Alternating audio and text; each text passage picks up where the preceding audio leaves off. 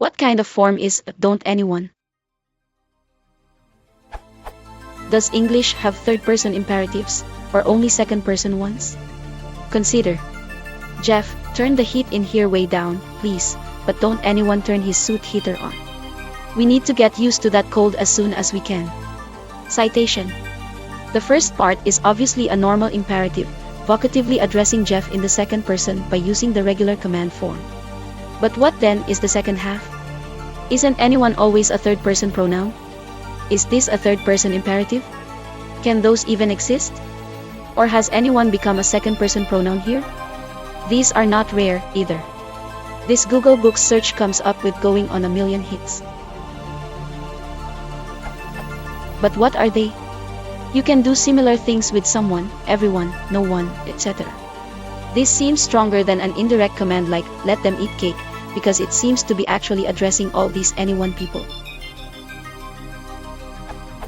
Update. The thing that throws me about the original citation is that if it is really a second person in disguise, then why isn't it? But don't everyone turn your suit heater on? As in? Everybody give me your opinions.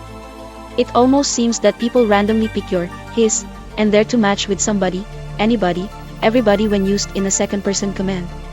Eric, get me some water, somebody give up their chair so he can sit down. Citation. If, as John says, this must be second person because it is a command, then shouldn't it always be your instead of their? Are there rules about this? Are any of these clearly right or clearly wrong? Somebody give me your ticket. Somebody give me their ticket.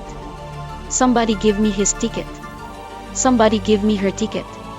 The first seems to be rare in comparison to the others, so just might be a mistake. But it looks the most correct of any of them to me.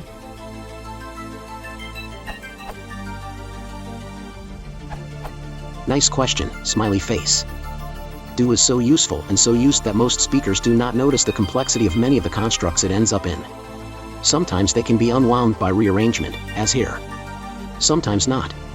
Here, please don't anyone turn his suit heater on, is more easily understood if seen as meaning something like, please do not turn your suit heater on, anyone. I.e. it sounds like don't anyone plus do triple X. But is in fact don't do triple X plus anyone. Equals do not do plus.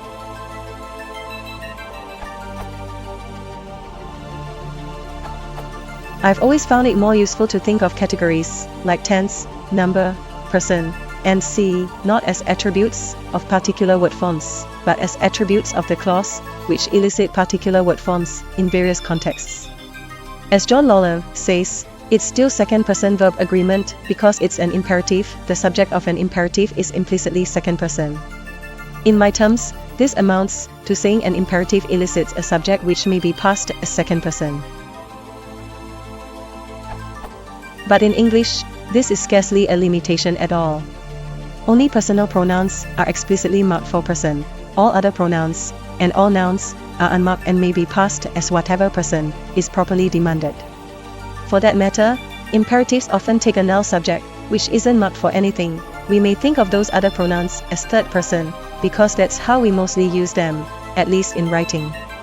But if you require a pronoun of a particular class, a relative pronoun or an indefinite pronoun, for instance, in a first or second person utterance, you don't have to cuss about for a second person relative or indefinite pronoun. You just use the relative pronoun you'd use anywhere else, and the context defines it as second person. Note that this is not materially different from the way we use verbs, which are also mostly unmarked for person. Of course, if you have some reason to make the second person explicit, there's a way of doing that, too. One of you turn the heat down, some of you go shut down the warp drive, and don't any of you turn your suit heaters on. Your example does have another interesting agreement problem. Don't anyone turn his suit heater on. You, or somebody, put that possessive in the third person singular, reflecting, at a guess, the pressure of a pronoun you almost always use, in that person and number. I'd put it in second person singular, to reflect the context, don't anyone turn your suit heater on. This is not a construction likely to arise in strictly formal writing, so it probably doesn't matter.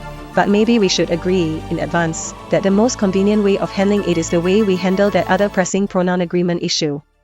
Don't anybody turn their suit heater on.